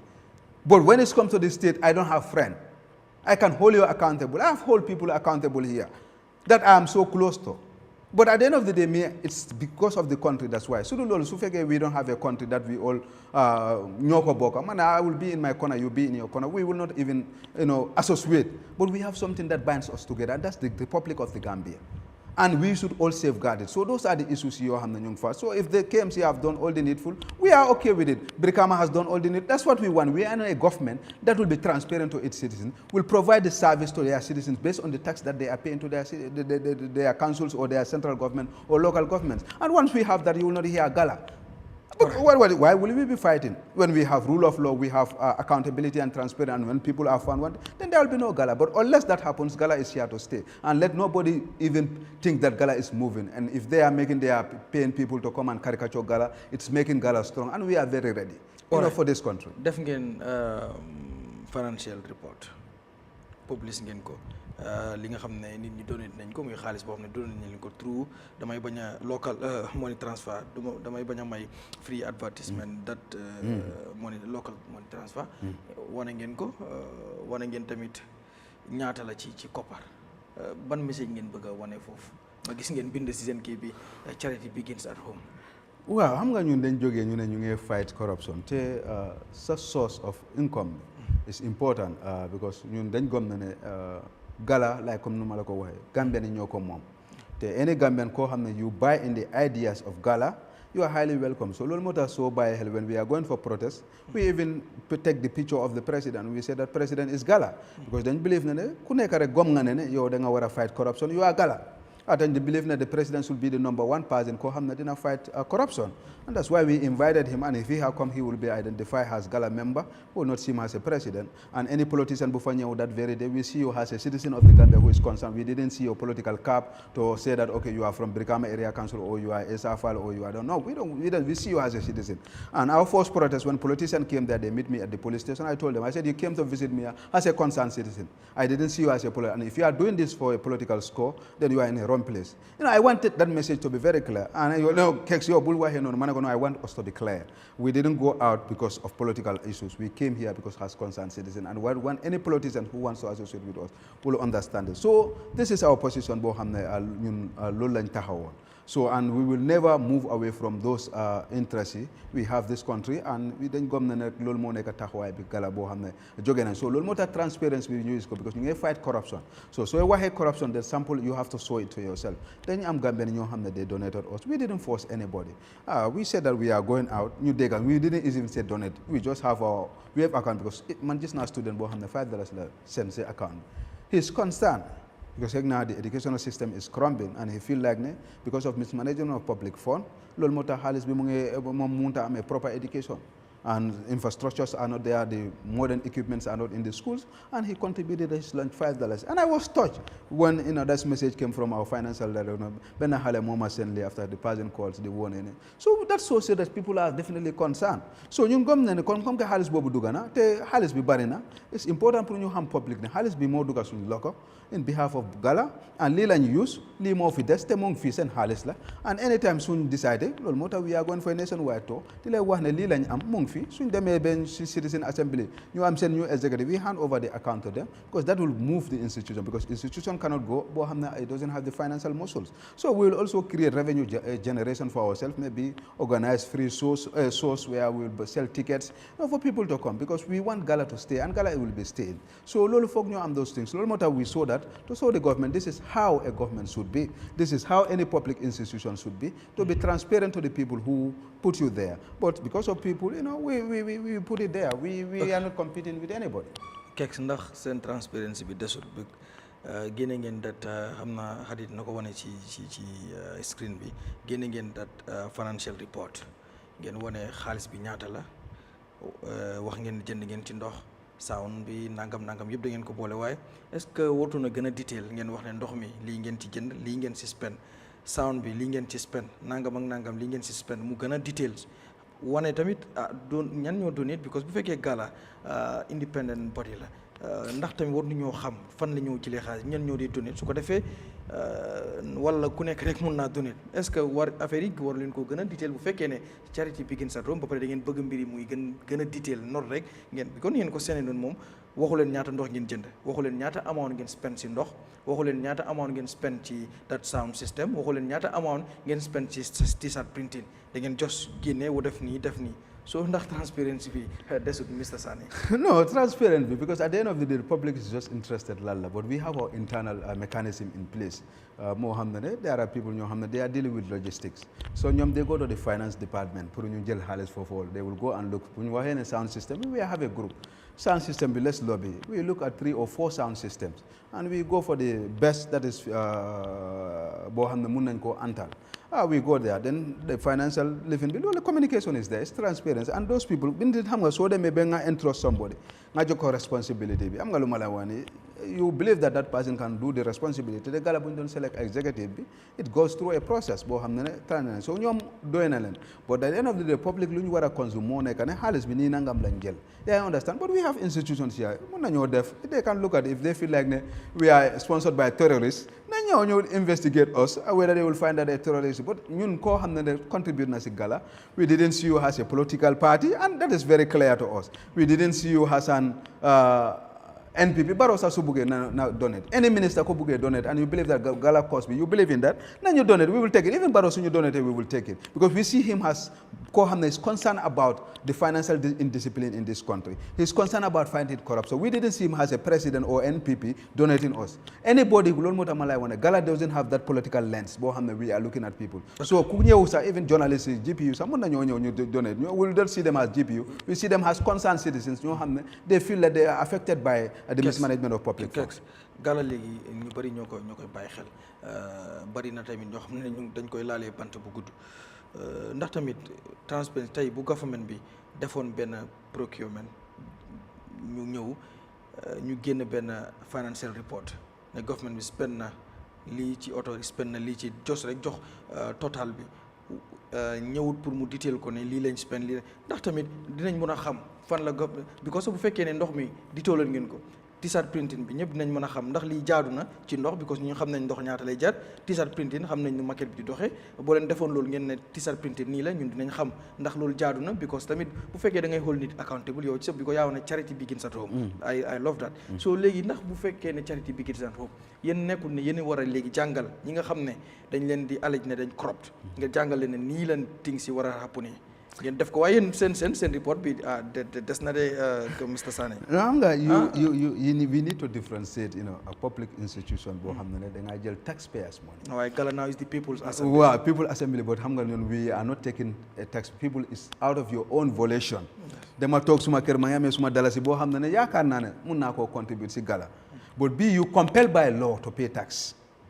And the law is very clear that that has to come based on a service to you people. And if it fails and mismanaged, then am institution boo xam nga government du ñëw rek mu jox that details. They have dalu moo tax nga am national audit office, nga am internal audits boo xam ne ñu ngi fa. ñoom soo demee ba nga joxe sa report bi ñoom they have to go and look at every expenditure because it's a public institution boo xam ne you are compelling people to pay tax. This is boo xam ne kenn forcé wut kenn. suñu amutoon sa Gala would have make sure that ne suñoo génn sa duñ sol t-shirt duñ naan ndox we will have gone to the street because it worked for us pour ñu génn si street bi that's why buñ doon jëmee first time bi we went and we are so happy that citizens take it upon themselves so ne wax ne ñii téye nañ ne ñun pare nañ pour ñu génn foofu so for people ñu separate loolu you cannot compare a public institution ak boo xam ne a private entity la boo xam ne ñoom dañ jóg rek bi nga xam ne ñu ngi fight but comme que observation la te public bi ñoo ko moom observe dégg nañ ko we listen to people we might adjust next time because this is the first time xam nga la but dañ gom ne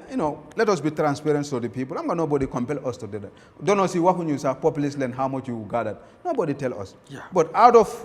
Gala's effort to fight corruption it is upon ourselves pour ñu mun a def loolu to set a sample so su fekkee we have shortcomings we will accept recommendations from the public the next time na ngeen isi the amount of things we will take that one and moving forward and when we have meeting I will propose this man la ne public said next time su ñooy ñëw nañ waxee ne ñaata lañ jënda si ndox bi so that they compare in the world the market bi the value of t-shirt bi ñu printing bi ñu value to the market price bi so that it calls for transport that will be adjustment but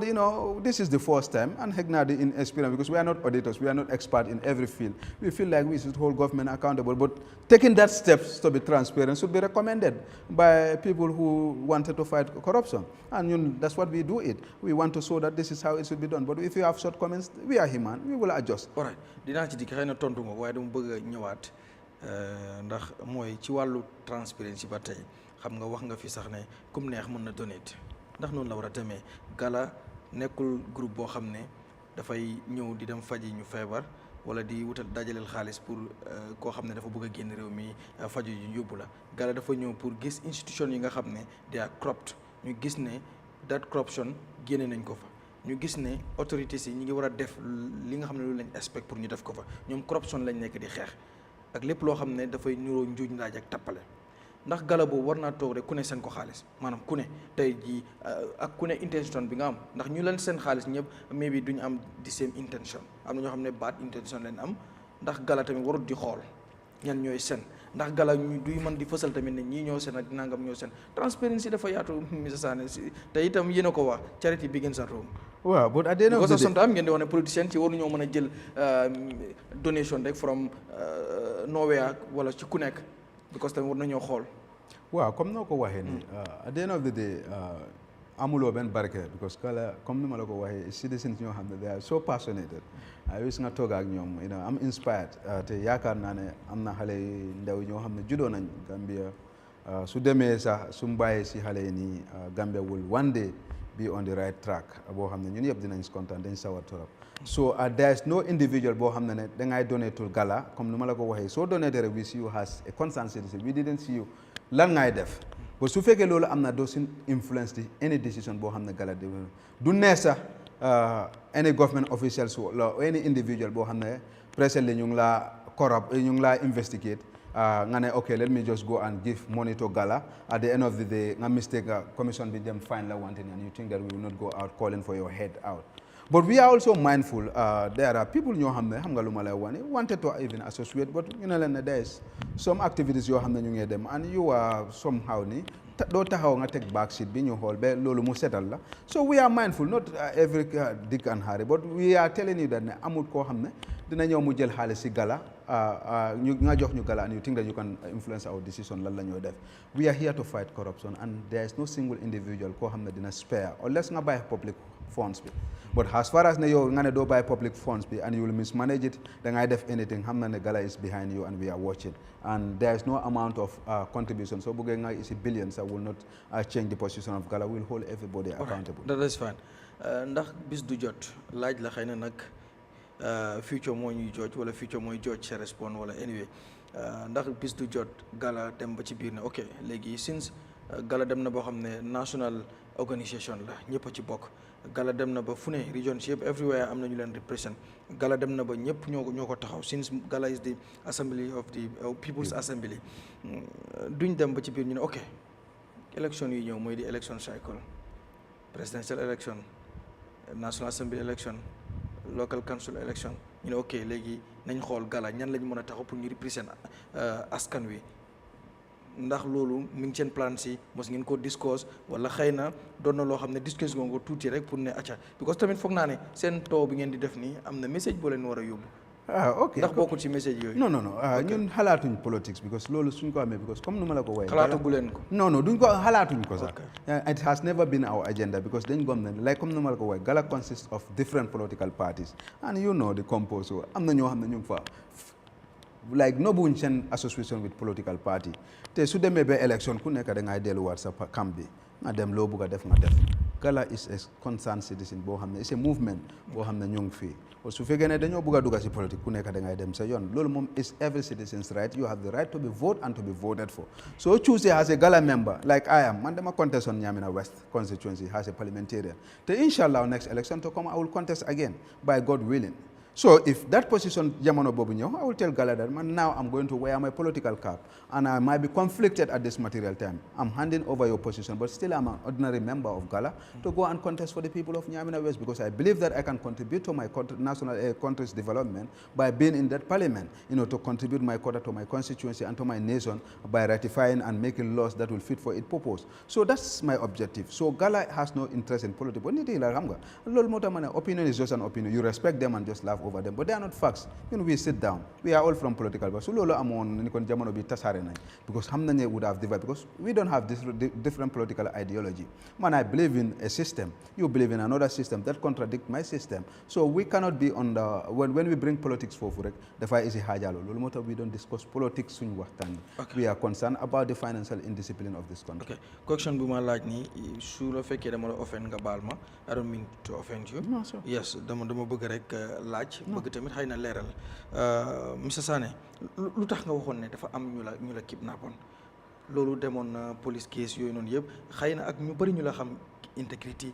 doo wax lu amut boot am na ñu jàpp ne because dañ jàpp ne police dañ jàpp ne false information la demoon na court ak yooyu noonu yëpp bëgg naa nga ñëw indi ci leeral boo ci bëgg ta ton tamit that is fine and then if you feel offended I am sorry. No, come on. Good. Wow, yes. Yeah, it's important because def nañ public figure lañ mashallah suñu at bi àggut foofu but dëkk bi def ñu jox cër te gom naa ne man you will say everything doo musa wax ne Kexx daf ma musa fenal and I have maintained that for whatever reason man loolu lu am la te ba tey foofu laa taxaw ne it happens the incident happens te I went and reported man yóbbuma suma boppa sax ci police so that tells you number one ne léegi lu am la man I just see myself there and bu ma eewee nit yi dañ ma wax ne these are the people ñoo xam ne isi nañ la fii and I went there to thank them man musuma gis ñooñu xamuma leen ñoom ñu ne ma ñun buñ la doon fekkee sa you well dañ la you didn't wake up and we found you tight and police that robe is still at the police station so how common sense xam nga people just because of xam nga Gambia fii when ne tiw rek kenn du dégga so police yi def lu ñooy def there are evidence pictures those people will come and testify and just jump up and say things sit down and what will Kexx gain there? Why will he say this? Nice. What is there to achieve? Analyze. So, but you didn't because of politics. That's how this country is going. They will hate you because of politics. You have a political difference with them. And we must have that. Even the God that created us, not everybody believes him. So we must have divergent views. But that should not amount to hatred. that should not amount to caricaturing people. At the end of the day, we are all citizens of the Gambia. So that's the position we are. Okay. And the right thing will come out. I didn't. Still now I maintain that position. Okay. It does never change. Ndax loolu tamit affaire good la comme like nu police bi defee ne Kexx dafa def false information nit ñi yenn newspapers yi génne ko def ko headline like maybe yow xam nga li nga xam xëy na ñi xam ñu fekkee xam nañ li xew waaye maybe liñ joxe si biti ndax tamit loolu xawul la sonal maybe yow mun nga koo dékkuwaay sa jabar say mbokk sa yaay ñeneen ak ñeneen ñuy gis seen doom ñu ne waaw Kexx moo dafa fabriqué dara doo yow mën nga dékk loolu bi ko xam nga li nga waaye ñoom ñi nga xam ne ñu ngi sa ginnaaw ndax amul loo xam ne kii la. jamono boobu I was not married so it was not like loo xam ne man no it doesn't have because they know me actually ñoom xam nañ ma because man when I deal with people you first must know me te dama dee wax nit ma ne leen su ma àndaat nit ba 6 months xawma la rek dama la dee bàyyi because xam naa la yow du ma la mën a xam because man balaa may move ak yow you must know me te man su ku ma jëfalante rek dama dee bëgg nga xam te suma yaay xam na ma and suma wife at that material time bi xam na ma who I am what I can do and what things but I feel like okay these people are partners they don't understand certain things so let me just forget about them but there are media houses that you could have dragged them to court and you have millions of defamation of character because the way they reported the whole issue is wrong it's completely wrong but we understand maturity and other things certain things we understand but I still maintain those things it doesn't affect me like seriously if it have affected me I would not have but it have even inspired me to continue to do what I because my concern was very clear so what the other people say should not affect you once your concern is clear so my concern was very very clear about it so it never affected me I think the day I was released on bail that was the day I started going to my movement I went to the parliament that very day and there was a coverage there I went and covered because my concern was clear but I could see people were looking at me I could see that but for me it doesn't move me yes you could have your perspective your beliefs and other things but once my concern is clear and it never stopped my movement and it has even my presence on social media it has never changed I would have locked my Facebook I said okay because that means that I'm guilty of what has been alleged of me but I know that my concern was clear and so dara moved ma no gisee réew mi nu muy doxee ci angul si yëpp waaw lu garaaw la foog Gambia ni xam na ne xam nga lu réew mi yoon bu mooy defee nii dafa garaaw our debt burden is $110 billion yi loolu du xaalis si caaxaan te loolu dañ koy fay nekku na dañu ko may te bor su yàggee si réew mi rek si sa réew mi loolu ngay jël lu bari nga dem nga fayee ko bor so da nga gis ne sa dépense dafay manqué so dépense bi manqué da ngay yokka taxe soo yokkee taxe bi den citizen si ñooy soona so loolu dafa nekk loo xam ne dafa important trop pour ñu askan bi ñu xam ko but also we have a very divided nation boo xam ne foog Gambien yi xam ne ñun yëpp duñu mën a bokka si benn xalaat duñu mën a bokka si benn political party duñu mën a bokka si benn tribe duñu mën a bokka si dara but nañ xam ne loolu yëpp are secondary matters but what is the first matter is that we are all Gambian citizens and once ñu xoolee boot boobu rek dinañ mën a def in respective bokka for the interest of this country ñu def dara loo xam ne mooy suxal réew mi rather than looking at our individual interests our individual groupings our individual tribes our individual political parties loolu suñ ko amee that means that there is no Gambia now everybody is associated with a different group and once we see the Gambia has a collective property te ñun ñaar suñu yokkee suñ réew mi loxo bi rek dinañ mën a suuxal réew mi kon loolu suñ ko defee so lu bari la te from the nguur side bi to individual side bi ñun yëpp dañu war a jóg ñu xam ne Gambia lañ am and this country since 1965 loolu du tey nit koo xam ne am nga at boobu ku juddoo 1965 jamono bi kooku mun na boppam Gambia mu ngi ni ba jamono bi mënuñoo mun suñ boppa kon time bi dafa jot pour ñu mun a xam ne réew mu lañ xam ne boo xam ne nit yi ñu ngee daw ñun commencé wuñu on your marks te suñ baat bi yëpp ay boor lañ te soo nekkee si loolu nag da ngay nekk soo amul xaalis boo xam ne da ngay provide service bi then you must go into loans yi ak budget supports yi and most of these budget supports comes with conditions the condition boobu might not favor you but you need the financial muscles to run the government soo demee si loan bi tamit it has a grace period boo xam ne da nga koy commencé di ko fay te loolu su ñëwee fayee then da ngay fay from the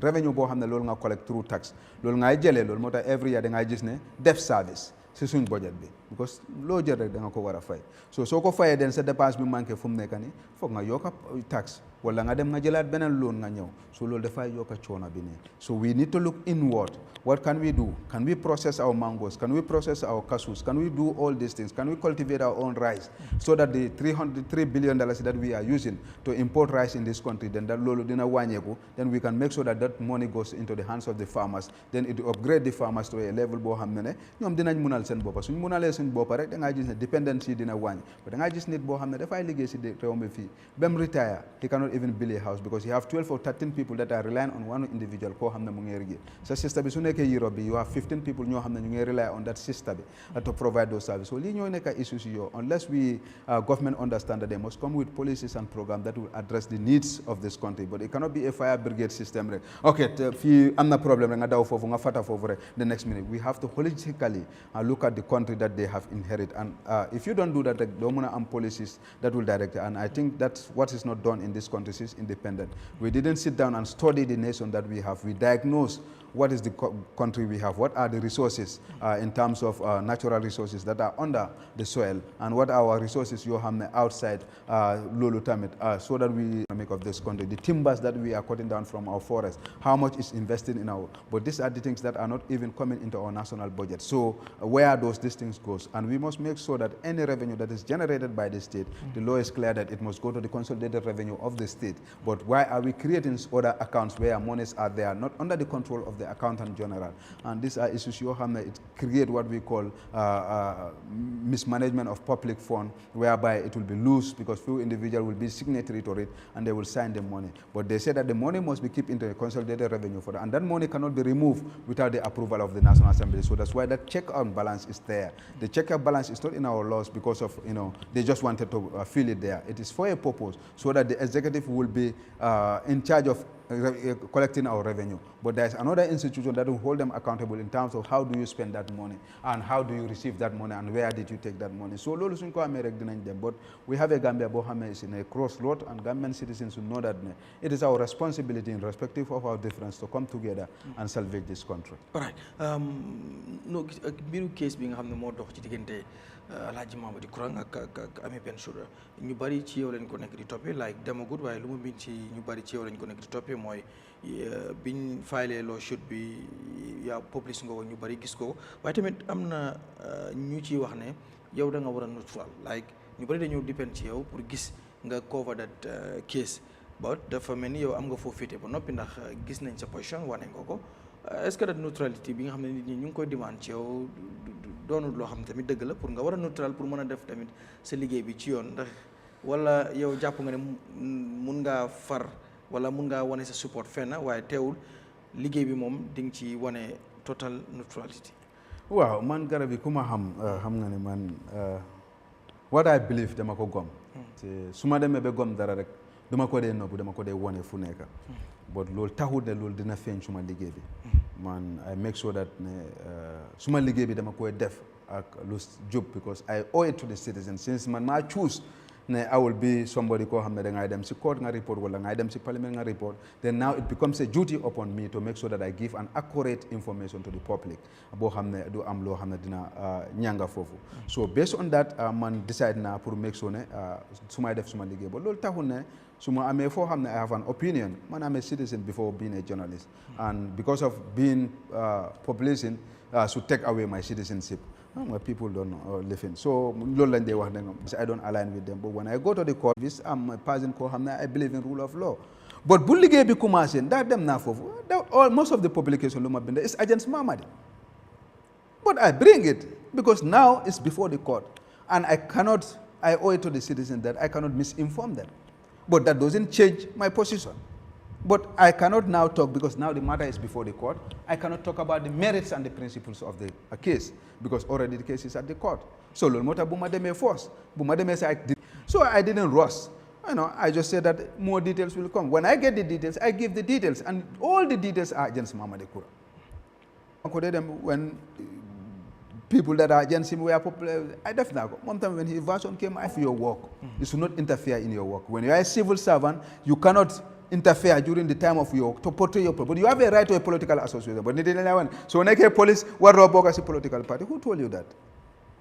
The Constitution tells you have the right to vote and to be voted. But during the execution of your work, you cannot portray that you are during your course of the work, set cap of a political, what are saying for, but everybody is a political animal. And we are all politicians. And politicians decide our life. So politics is part of us. So every citizen is a politician. All right. Kexx yaa ngi PDOIS ba léegi laaj bi dina la jaaxal nag waaye dafa mooy gis nañ léegi li nga bari di ànd ak Turo Darboe Turo léegi siiwal na duggam ci politique donte que taxawulul political party waaye wax na ne 2026 moom dina ci saf-saf moo xam dafay ànd ak ban parti wala ban independent candidate décide gud lool gis nañ la li ngeen ànd ban rôle nga am ci Turo Darboe. Yeah, comme garmi lu ma la ko waxee man dama si every citizen in this country koo xam ne dama gom ne mun naa liggéey ak yow te foog naa liggéey naa ñoo xam ne ñu bari fii si réew mi fii te nit yi dañ ko dee gis when you need my service nga foog ne dama ko war a render I will do it for you without asking for any payments nit yi suñ ko gisee ñu foog ne ay millions laa si am dama gis ne si lu mooy nekka dafa nekka loo xam ne lu déggu la te ñun loolu lañ bëgga because man bu ma approché dama am project boo xam ne dama feel like that this country is so divided te man has a person koo xam ne am naa baat si réew mi war naa jóg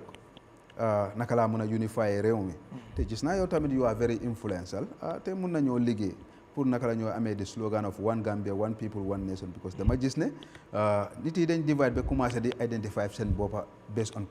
tribal lines mu jox ma sample sax mu ne ma dégg naa sax yéen seen journalist am na association bu create Fullers Journalist Association yaa understand kon su loolu amee rek kon dëkk bi dafay dem unite divide so man I want to start that campaign bi te yaakaar naa ne yow mun nañoo liggéey ma ne ko loolu moom lu baax la te man looy unified nation bi rek pare honorable people boo xam ne suma constituency has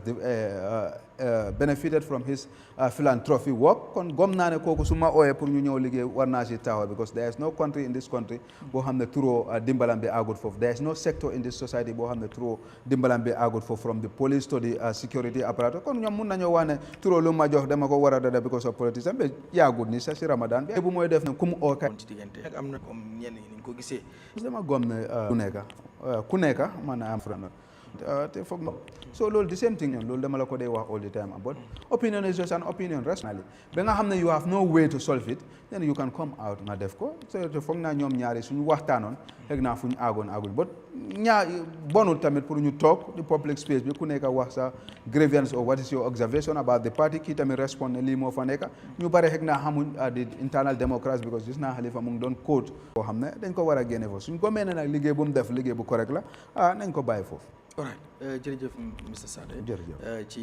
time bi ñu jox tey ñu waxtaan ci Contractual TV sant nañ la bu baax gërëm la mbégte la bu yaatu yaatu di gërëm tamit ñi nga xam ne ñu ngi ñuy seetaan ci Eyeafrica TV dig leen daje àjjuma bële di ñëw bu ci yàlla àndee di gërëmaat Kexx Sanneh bu baax a baax ak yéen ñuy seetaan Xadis Jaasi ci buumu jokkoo gi di gërëm tamit ci technicien bi mu naan buumu jokkoo gi di gërëm tamit ki nga xam ne mooy Buseri ak Kanté ak ñu mu àndal yëpp su jolaa ji tournament start na tey la start ñu ko start nag bii sama own village dafa ñëw bokk ci tournament bi muy Panceng FC ñoom ñoo win 5-2 ñi nga xam ne ñooy BCC FA ñoom ñoo Panceng ñoo leen win Panceng FC di gërëm coach Ahmed Cissé ak technicien bi ñoom Baye As ñoom Mansour ñoom ñëpp ñoom Aliou ñoom ñëpp di leen gërëm tey mis naa ñëw ma seetaan si boot incha allah next game dinañ fa nekk bu baax a baax di leen jaajëfal ci liggéey boobu bokk yi ñu fanaan jàmm jaa ngeen jëf